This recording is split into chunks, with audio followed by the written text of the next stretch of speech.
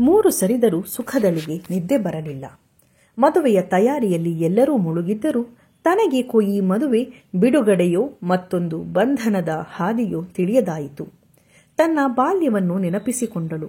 ಅಮ್ಮ ಎಂದು ಕೂಗುವ ಮೊದಲೇ ಹೆತ್ತ ತಾಯಿಯನ್ನು ಕಳೆದುಕೊಂಡಿದ್ದಳು. ತಂದೆಯಾದರೂ ಹೆಂಡತಿಯನ್ನು ತಿಂದ ಮಗು ಎಂದು ತಿರಸ್ಕಾರವನ್ನು ಹೊಂದಿದ್ದರು. ಆ ಕುಟುಂಬದಲ್ಲಿ ತನ್ನ ಅಜ್ಜಿ ಮತ್ತು ದೊಡ್ಡಮ್ಮನ ಹೊರತಾಗಿ ಯಾರಿಂದಲೂ ಕರುಣೆ ಮತ್ತು ಪ್ರೀತಿಯನ್ನು ಪಡೆಯಲಿಲ್ಲ ಸುಖದ. ತನ್ನನ್ನೇ ತಾನು ಕೇಳುವಂತೆ ಹೇಳಿಕೊಂಡಳು. ಹೆಸರು ಸುಖದ, ಆದರೆ ಜೀವನವೆಲ್ಲ ಗೋಳಿನ ಸಂತೆಯಾಗಿತ್ತು. ತಾಯಿಯ ಸ್ಥಾನವನ್ನು ತುಂಬಲು ಬಂದ ಹೆಣ್ಣು ಅಕ್ಷರಶಃ ರಾಕ್ಷಸಿಯೇ ಸರಿ. ಕೂತರು ನಿಂತರು ಅದು ತಪ್ಪು ಇದು ತಪ್ಪು. ಮೇಲಾಗಿ ದೈಹಿಕ ಶಿಕ್ಷೆಗಳು, ಕೈಕಾಲು ಎಲ್ಲೂ ನೋಡಿದರೆ ಬರೆಯ ಕರೆಗಳು. ಮಲತಮ್ಮ ಮತ್ತು ತಂಗಿ ಇವಳ ಪಾಲಿನ ಜವಾಬ್ದಾರಿ. ಹೇಗೋ ಕಷ್ಟಪಟ್ಟು ಎಂಎಯನ್ನು ಮಾಡಿದಳು. ಅವಳ ತಾಯಿಯಂತೆ ಇವಳು ಕೂಡ ಸಾಹಿತ್ಯ ಮತ್ತು ಸಂಗೀತದಲ್ಲಿ ಆಸಕ್ತಿ ಹೊಂದಿದ್ದಳು. ಹೀಗೆ 1 ತಿಂಗಳ ಹಿಂದಿನ ಮಾತು. ಪೌರ್ಣಮಿಯ ದಿನ ಚೆನ್ನಾಗಿ ಅಲಂಕರಿಸಿ ಹತ್ತಿರದ ಅನ್ನಪೂರ್ಣೇಶ್ವರಿ ದೇವಸ್ಥಾನಕ್ಕೆ ಹೋಗಿದ್ದಳು. ಅಲ್ಲಿ ಸೀತಮ್ಮನವರ ಕಣ್ಣಿಗೆ ಇವಳು ಬಿದ್ದಿದ್ದಳು. ಅವರಿಗೆ ಇವಳನ್ನು ಕಂಡು ಇವಳನ್ನು ತನ್ನ ಸೊಸೆಯಾಗಿ ಬಂದರೆ ಎಷ್ಟು ಚಂದ ಅಂದುಕೊಂಡರು. ಮಗನಾದರೂ ಈಗಾಗಲೇ ಮದುವೆಯಾಗಿ ಇನ್ನೂ 1 ಮಗುವನ್ನು ಹೊಂದಿದ್ದನು. ಸೊಸೆ ಮಗುವಾದ ನಂತರ ಬಣ್ಣದ ಲೋಕದ ಆಸೆಗೆ ಬಿದ್ದು ಮಗು ಮತ್ತು ಮಗನನ್ನು ಬಿಟ್ಟು ತನ್ನ ಪ್ರಿಯಕರೊಟ್ಟಿಗೆ ಹೋಗಿದ್ದಳು. ಕಾನೂನು ರೀತಿಯಾಗಿ ಇವರಿಬ್ಬರು ಬೇರೆಯಾಗಿ ತಿಂಗಳುಗಳಿಗೆ ಕಳೆದಿತ್ತು. ಮಗು ಸೌಪರ್ಣಿಕ ಇಂದಿಗೆ 2ನೇ ವರ್ಷದ ಹುಟ್ಟುಹಬ್ಬವನ್ನು ಆಚರಿಸಿಕೊಳ್ಳುತ್ತಿದ್ದಳು. ತನ್ನ ಯೋಚನೆಯ ಬಗ್ಗೆ ಸೀತಮ್ಮಳಿಗೆ ವಿಷಾದವಿತ್ತು.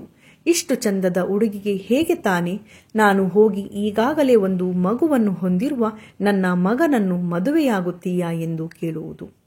ಅವರು ದೇವರಲ್ಲಿ ಭಕ್ತಿಯಿಂದ ನನ್ನ ಮಗನ ಬಾಳಿನಲ್ಲಿ ಹುಡುಗಿಯ ಬರದಿದ್ದರೆ ದಯವಿಟ್ಟು ನೀನೇ ದಾರಿ ತೋರಿಸಬೇಕು ತಾಯಿ ಎಂದು ಕೈ ಮುಗಿದರು.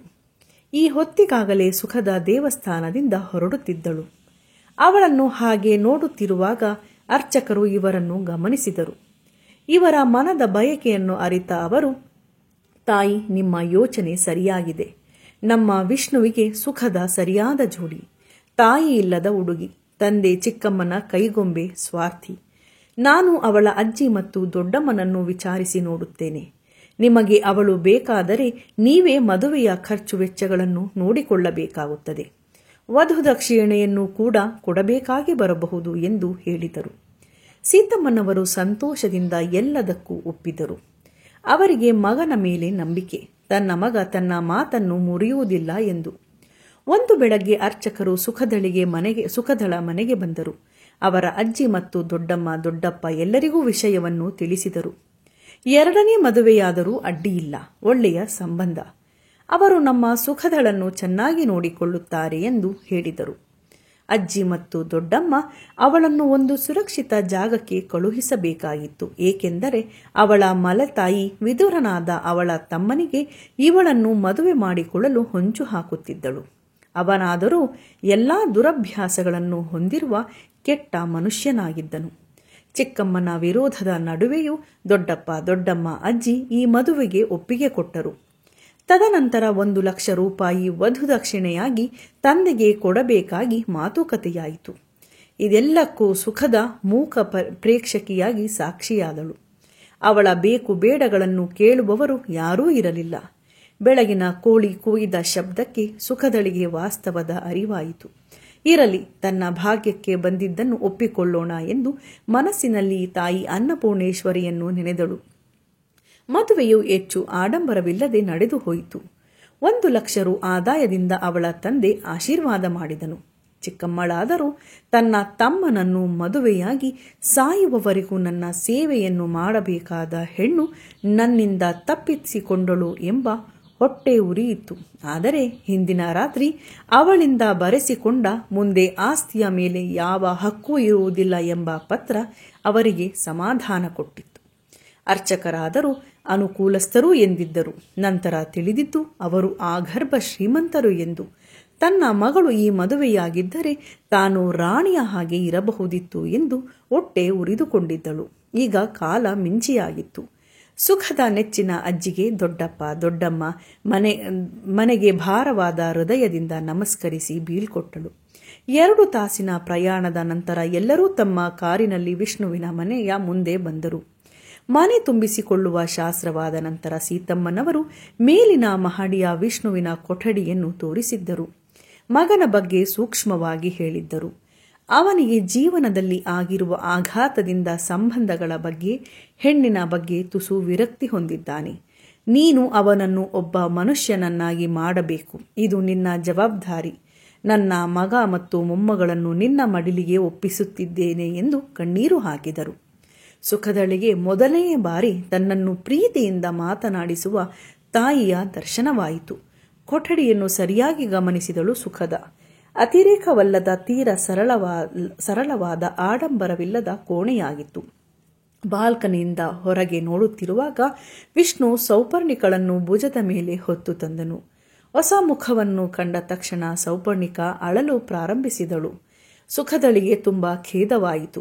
ಸುಖದ ನಗುಮುಖದಿಂದ ಸೌಪರ್ಣಿಕಳ ಬಳಿ ಬಂದಳು. ಆದರೆ ಸೌಪರ್ಣಿಕ ಇನ್ನೂ ಜೋರಾಗಿ ಅಳಲು ಪ್ರಾರಂಭಿಸಿದಳು. ಇದನ್ನು ನೋಡಿದ ವಿಷ್ಣುವಿಗೆ ಈ ಮದುವೆಯ ಅವಶ್ಯಕತೆ ಇತ್ತೇ ಅನ್ನಿಸಿತು. ಇರಲಿ, ಸ್ವಲ್ಪ ಸಮಯ ನೋಡೋಣ ಎಂದು ಸುಖದಳಿಗೆ ಹೇಳಿ ಹೊರಗೆ ಹೋದನು. ನಡೆದುದೆಲ್ಲವನ್ನು ತಾಯಿಯ ಬಳಿ ಹೇಳಿದನು. ತಾಯಿ ಅವನಿಗೆ ಸಮಾಧಾನ ಮಾಡಿದರು. ಅಂದು ರಾತ್ರಿ ಎಲ್ಲರೂ ಊಟಕ್ಕೆ ಕುಳಿತಾಗ ಸೌಪರ್ಣಿಕ ಏನನ್ನೂ ತಿನ್ನದೆ ಹಠ ಮಾಡುತ್ತಿದ್ದಳು. ಹುಟ್ಟಿದಾಗಿನಿಂದ ಊಟ ಮಾಡುವುದಕ್ಕೆ ಹಠ ಮಾಡುತ್ತಿದ್ದಳು. ಆಗ ಸುಖದ ನಾನು ಅವಳಿಗೆ ಊಟ ಮಾಡಿಸುತ್ತೇನೆ ಎಂದು ಹೇಳಿದಳು. ಅಡುಗೆ ಮನೆಗೆ ಹೋಗಿ ಕ್ಷೀರಾನ್ನ ಮಾಡಿದಳು. ನಂತರ ಸೌಪರ್ಣಿಕಳನ್ನು ಎತ್ತುಕೊಂಡು ಕೈತೋಟಕ್ಕೆ ಹೋದಳು. ಅಲ್ಲಿ ಅವಳಿಗೆ ಚಂದಮಾಮನನ್ನು ತೋರಿಸುತ್ತಾ ಚಂದಿರನೇತಕ್ಕೆ ಹೋಗುವನಂಬ ಎಂದು ಹಾಡನ್ನು ಹಾಡುತ್ತಾ ಊಟ ಮಾಡಿಸಿದಳು. ಸೌಪರ್ಣಿಕಳಿಗೂ ಸುಖದಳ ಮೇಲೆ ಪ್ರೀತಿ ಉಂಟಾಯಿತು. ಹೀಗೆ ಕೆಲವು ದಿನಗಳಲ್ಲೇ ಸೌಪರ್ಣಿಕ ಮತ್ತು ಸುಖದ ನಿಜವಾದ ತಾಯಿ ಮಕ್ಕಳಂತೆ ಆದರು. ಮಗಳನ್ನು ಗೆದ್ದ ಸುಖದಳಿಗೆ ಗಂಡನ ಪ್ರೀತಿ ಸಿಕ್ಕಿರಲಿಲ್ಲ. ಅದು ಒಂದು ಕೊರಗಾಗಿದ್ದರೂ ಅವಳು ಎಂದೂ ಬಲವಂತದ ಪ್ರೀತಿಗೆ ಆಸೆ ಪಡಲಿಲ್ಲ. ಒಂದು ಹೆಣ್ಣಿನಿಂದ ಮೋಸ ಆದ ವಿಷ್ಣುವಿಗೆ ಸಂಗಾತಿ ಬೇಕೆಂಬ ಬಯಕೆ ಕ್ಷೀಣಿಸಿತ್ತು. ಹೀಗಿರಲಾಗಿ ಸುಖದಳ ಅಜ್ಜಿಗೆ ತೀವ್ರ ಅನಾರೋಗ್ಯ ಎಂದು ಸುಖದಳು ಈ ಕೂಡಲೇ ತವರು ಮನೆಗೆ ಬರಬೇಕಾಗಿ ದೊಡ್ಡಪ್ಪ ಫೋನ್ ಮಾಡಿದರು. ಸೀತಮ್ಮನವರು ಮಗ, ಸೊಸೆ ಮತ್ತು ಮೊಮ್ಮಗಳನ್ನು ಅಜ್ಜಿಯನ್ನು ನೋಡಿಕೊಂಡು ಬರುವ ಸಲುವಾಗಿ ಕಳುಹಿಸಿದರು. ಸುಖದಳು ಅವಳ ಗಂಡನ ಮನೆಯಲ್ಲಿ ಖುಷಿಯಾಗಿರುವುದರಿಂದ ಅಜ್ಜಿಯು ಸಂತಸಪಟ್ಟರು. ಎಲ್ಲರ ಊಟ ಉಪಚಾರ ಮುಗಿದ ಮೇಲೆ ವಿಷ್ಣು ಸೌಪರ್ಣಿಕಳನ್ನು ಮಲಗಿಸಿ ಸೆಖೆ ಎಂದು ಹೊರಗೆ ಬಂದನು. ಆ ಸಮಯದಲ್ಲಿ ಸುಖದ ಮತ್ತು ಅವಳ ಚಿಕ್ಕಮ್ಮ ಮಾತನಾಡುತ್ತಿದ್ದರು. ಅವಳ ಚಿಕ್ಕಮ್ಮ ಎಂದರು, ನೋಡು, ನಿನ್ನ ಗಂಡನ ಹತ್ತಿರ ಶ್ರೀಮಂತಿಕೆ ಇದೆ. ನೀನು ಏನಾದರೂ ಮಾಡಿ ಅವನಿಂದ ಹಣ ತೆಗೆದುಕೊಂಡು ಪ್ರತಿ ತಿಂಗಳು ನಮಗೆ ಕೊಡಬೇಕು ಎಂದು ಹೇಳಿದಳು. ಇದಕ್ಕೆ ಸುಖದ ಒಪ್ಪಲಿಲ್ಲ. ಚಿಕ್ಕಮ್ಮ, ನಿನಗೂ ತಿಳಿಯುತ್ತದೆ, ಮನಮಗಳು ನಿನ್ನ ಜೀವನದಲ್ಲಿ ಬೆಂಕಿ ಬಿರುಗಾಳಿ ಎಬ್ಬಿಸುತ್ತಾಳೆ ಎಂದು ಹೇಳಿದಳು. ಅದಕ್ಕೆ ಸುಖದ, ತಾನು ತಾಯಿ ಇಲ್ಲದೆ ಬೆಳೆದ ಹುಡುಗಿ, ಮಗುವಿನ ಕಷ್ಟ ನನಗೆ ಗೊತ್ತು. ನಾನು ಮುಂದೆ ನನ್ನ ಸ್ವಂತ ಮಗುವನ್ನು ಪಡೆಯುವುದಿಲ್ಲ. ಹೆತ್ತ ಮಗಳಿಗಿಂತ ಹೆಚ್ಚಾಗಿ ನಾನು ಅವಳನ್ನು ಸಾಕಿ ಬೆಳೆಸುತ್ತೇನೆ. ಜೀವನವೆಂದರೆ ಬರೀ ಸ್ವಾರ್ಥವಲ್ಲ, ತಾನು ಬದುಕುವುದು ಮತ್ತೊಬ್ಬರನ್ನು ಬದುಕಲು ಬಿಡುವುದು.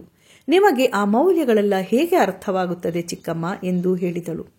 ಮದುವೆಯ ಮೊದಲು ತನ್ನನ್ನು ಕಂಡರೆ ಭಯಪಡುತ್ತಿದ್ದ ಸುಖದ ಇಂದು ಧೈರ್ಯವಾಗಿ ಎದುರಿಸಿ ಮಾತನಾಡಿದ್ದಳು. ಇದನ್ನು ಅರಗಿಸಿಕೊಡಲು ಅವಳ ಚಿಕ್ಕಮ್ಮಳಿಗೆ ಸಾಧ್ಯವಾಗಲಿಲ್ಲ. ಅವಳು ಮನಸ್ಸಿನಲ್ಲಿಯೇ ತಾನು ಇದಕ್ಕೆ ಪ್ರತಿಕಾರ ತೀರಿಸಿಕೊಳ್ಳುವುದಕ್ಕಾಗಿ ಪಣ ತೊಟ್ಟಳು. ಮುಂದಿನ ದಿನ ಸುಖದ, ವಿಷ್ಣು, ಸೌಪರ್ಣಿಕ ಊರಿಗೆ ಹೊರಡುವವರಿದ್ದರು.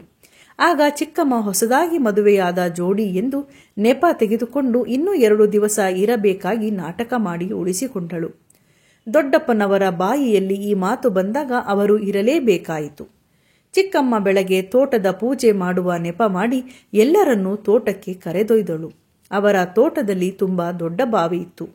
ಬಾವಿಯ ಪೂಜೆ ಮಾಡುತ್ತಾ ಎಲ್ಲರ ಕಣ್ಣು ತಪ್ಪಿಸಿ ಸುಖದಳ ಪಕ್ಕದಲ್ಲಿ ಇದ್ದ ಸೌಪರ್ಣಿಕಳನ್ನು ಬಾವಿಗೆ ತಳ್ಳಿದಳು. ಇದೆಲ್ಲವೂ ಒಂದೇ ಕ್ಷಣದಲ್ಲಿ ಆದಾಗ ಸುಖದಳಿಗೆ ಏನಾಯಿತು ಎಂದು ತಿಳಿಯದಾಯಿತು. ತಕ್ಷಣ ವಿಷ್ಣು ಬಾವಿಗೆ ಹಾರಿ ಸೌಪರ್ಣಿಕಳನ್ನು ಎತ್ತುಕೊಂಡು ಬಂದನು. ನೀರಿನಿಂದ ಬಿದ್ದ ಮಗು ಗಾಬರಿಗೆ ಪ್ರಜ್ಞೆ ತಪ್ಪಿತ್ತು. ಸೌಪರ್ಣಿಕಳನ್ನು ಆಸ್ಪತ್ರೆಗೆ ಸೇರಿಸಲಾಯಿತು. ಹೀಗಿರುವಾಗ ಅವಳ ಚಿಕ್ಕಮ್ಮ ಜೋರಾಗಿ ಬೊಬ್ಬಿಡುತ್ತಾ, ಅಯ್ಯೋ ಸುಖದ, ಏಕೆ ಹೀಗೆ ಮಾಡಿದೆ? ಮಲಮಗಳು ಎಂದು ಎಷ್ಟು ಕ್ರೂರಿಯಾಗಬೇಡ. ಒಂದು ಹೆಣ್ಣಾಗಿ ಹೀಗೆಲ್ಲ ಹೇಗೆ ಮಾಡಿದೆ ನೀನು ಎಂದು ಕೂಗಾಡಿದಳು. ದೊಡ್ಡಪ್ಪ ದೊಡ್ಡಮ್ಮ ಅವರ ಅಪ್ಪ ಏನು ಹೇಳಲು ಸಾಧ್ಯವಾಗಲಿಲ್ಲ. ಯಾರು ಏನು ಹೇಳಿದರೂ ಅವರ ಚಿಕ್ಕಮ್ಮ ತಾನು ನೋಡಿದೆ, ಸೌಪರ್ಣಿಗಳನ್ನು ಸುಖದಳೆ ಬಾವಿಗೆ ತಳ್ಳಿದ್ದು ಎಂದು ಹೇಳಿದಳು. ಸುಖದ ತಾಯಿಯ ಮೇಲೆ ಆಣೆಯಿಟ್ಟು ತಾನು ಈ ಕೆಲಸವನ್ನು ಎಂದೂ ಮಾಡುವುದಿಲ್ಲ ಎಂದು ಹೇಳಿದಳು. ಇದೆಲ್ಲವನ್ನು ನಡೆಯುತ್ತಿರುವಾಗ ವಿಷ್ಣು ಮಾತನಾಡದೆ ಸುಮ್ಮನಿದ್ದನು. ಸುಖದಳಿಗೆ ತನ್ನ ಗಂಡನಾಗಿ ತನಗೆ ಪ್ರೀತಿ ಕೊಡದೇ ಇದ್ದರೂ ಈ 1 ತಿಂಗಳಿಂದ ನನ್ನನ್ನು ನೋಡಿದ್ದಾರೆ, ನನ್ನ ಬಗ್ಗೆ ನಂಬಿಕೆ ಇಲ್ಲವೇ ಇವರಿಗೆ ತಾಯಿ ಎಂದು ಅಳಲಾರಂಭಿಸಿದಳು. ನಂತರ ಡಾಕ್ಟರ್ ಬಂದರು. ಸೌಪರ್ಣಿಕಾಕಿ ಇವಾಗ ಪ್ರಜ್ಞೆ ಬಂದಿರುವುದಾಗಿ, ಈಗ ಆರಾಮಾಗಿದ್ದಾಳೆ ಎಂದು ಹೇಳಿದರು. ಆಗ ವಿಷ್ಣು ಪೊಲೀಸ್ನವರಿಗೆ ಫೋನ್ ಮಾಡಿದನು. ದೊಡ್ಡಪ್ಪ ದೊಡ್ಡಮ್ಮ, ಪೊಲೀಸ್ನವರನ್ನು ಕರೆಸಬೇಡಿ, ನಮ್ಮ ಮಗಳಿಂದ ತಪ್ಪಾಗಿರಬಹುದು ಎಂದು ಕಾಲು ಹಿಡಿದರು. ಆಗ ವಿಷ್ಣು ಹೇಳಿದನು, ಒಂದು ಕೊಲೆಗೆ ಯತ್ನ ಯಾವತ್ತೂ ತುಂಬಾ ಅಪಾಯಕಾರಿ, ಅವರನ್ನು ನಮ್ಮ ಜೊತೆ ಇಟ್ಟುಕೊಳ್ಳಲು ಸಾಧ್ಯವಾಗುವುದಿಲ್ಲ ಎಂದು ಪೊಲೀಸ್ನವರನ್ನು ಕರೆಸಿದನು. ಸುಖದಳ ಚಿಕ್ಕಮ್ಮನಿಗೆ ವಿಷ್ಣು ಇಷ್ಟು ಸಲೀಸಾಗಿ ತನ್ನನ್ನು ನಂಬಿದ್ದು ಹಾಲು ಕುಡಿದಷ್ಟೇ ಖುಷಿಯಾಯಿತು. ಪೊಲೀಸ್ನವರು ಬಂದ ನಂತರ ಸೌಪರ್ಣಿಗಳನ್ನು ಮಾತನಾಡಿಸಿದರು. ಅವಳ ಹೇಳಿಕೆಯನ್ನು ಪಡೆದರು. ನಂತರ ಬಂದು ಚಿಕ್ಕಮ್ಮನ ಕೈಗೆ ಕೋಳವನ್ನು ತೊಡಿಸಿದರು. ಎಲ್ಲರೂ ಶಾಕ್ನಿಂದ ನಿಂತರು. ಆಗ ವಿಷ್ಣು ಹೇಳಿದನು, 1 ತಿಂಗಳಿನಿಂದ ನಾನು ನನ್ನ ಹೆಂಡತಿಯನ್ನು ನೋಡುತ್ತಿದ್ದೇನೆ, ಅವಳು ಹೇಗೆ ಎಂದು ನನಗೆ ಗೊತ್ತು. ನಿನ್ನೆ ರಾತ್ರಿ ನೀವು ಸುಖದ ಮಾತನಾಡಿದ್ದು ನಾನು ಕೇಳಿಸಿಕೊಂಡೆ. ತನ್ನ ಪ್ರಾಣವನ್ನು ಕಳೆದುಕೊಂಡಾಳು, ಆದರೆ ಮಗಳ ಪ್ರಾಣವನ್ನು ತೆಗೆಯುವುದಿಲ್ಲ ನನ್ನ ಹೆಂಡತಿ ಎಂದು ಹೇಳಿದನು. ಸುಖದಳಿಗೆ ವಿಷ್ಣು ತನ್ನ ಹೆಂಡತಿ ಎಂದು ಸಂಬೋಧಿಸಿದ್ದು ದೊಡ್ಡಪ್ಪ ದೊಡ್ಡಮ್ಮನಿಗೂ ತುಂಬಾ ಖುಷಿಯಾಯಿತು. ಆದರೆ ಸುಖದಳ ತಂದೆ, ಅಯ್ಯೋ, ಹೆಂಡತಿಯನ್ನು ಜೈಲಿಗೆ ಅಟ್ಟುತ್ತಾರೆ ಎಂದು ಅಳಿಯನನ್ನು ಸಮಾಧಾನಪಡಿಸಲು ಯತ್ನಿಸಿದನು. ಆಗ ವಿಷ್ಣು, ಇವರು ಒಂದು ವಿಷ ಜಂತುವಿನ ಹಾಗೆ, ಇವರಿಂದ ಯಾರಿಗೂ ಖುಷಿಯಿಲ್ಲ, ಇವರ ತಪ್ಪಿಗೆ ಶಿಕ್ಷೆ ಆಗಲೇಬೇಕು ಎಂದು ಹೇಳಿದನು. ಪೊಲೀಸ್ನವರು ಕರೆದುಕೊಂಡು ಹೋದರು. ನಂತರ ಕೋರ್ಟ್ನಲ್ಲಿ ಸೆರೆವಾಸವಾಯಿತು. ಮುಂದೆ ಸುಖದ ಇನ್ನೊಂದು ಗಂಡು ಮಗುವಿಗೆ ತಾಯಿಯಾದಳು. ಕಾಲಾಂತರದಲ್ಲಿ ಅವರ ಚಿಕ್ಕಮ್ಮ ಜೈಲಿನಲ್ಲಿ ತೀರಿಕೊಂಡರು. ಹೀಗೆ ಕೆಟ್ಟ ಕರ್ಮಗಳು ಒಂದಲ್ಲ ಒಂದು ದಿನ ನಮ್ಮನ್ನು ಕಾಡೇ ಕಾಡುತ್ತವೆ. ಧನ್ಯವಾದಗಳು ಸ್ನೇಹಿತರೆ. ನಮ್ಮ ಈ ವಿಡಿಯೋ ಇಷ್ಟವಾಗಿದ್ದರೆ ದಯವಿಟ್ಟು ನಮ್ಮ ಚಾನಲನ್ನು ಸಬ್ಸ್ಕ್ರೈಬ್ ಮಾಡಿ, ಈ ಕಥೆಯನ್ನು ಲೈಕ್ ಮತ್ತು ಶೇರ್ ಮಾಡಿ. ನಿಮ್ಮೆಲ್ಲರ ಪ್ರೋತ್ಸಾಹ ನಮಗೆ ಬಹಳ ಅಗತ್ಯ. ಶ್ರೀಕೃಷ್ಣ ಅರ್ಪಣಮಸ್ತು. ಈ ಕಥೆಯು ಮಲತಾಯಿಯಿಂದ ಶೋಷಣೆಗೆ ಒಳಪಟ್ಟ ಎಷ್ಟೋ ಹೆಣ್ಣು ಮಕ್ಕಳಿಗೆ ಅರ್ಪಿಸಲ್ಪಟ್ಟಿದೆ. ತಾಯ್ತನವು ಒಂದು ದೇವರ ಆಶೀರ್ವಾದ, ಅದನ್ನು ಸದುಪಯೋಗಪಡಿಸಿಕೊಳ್ಳಿ.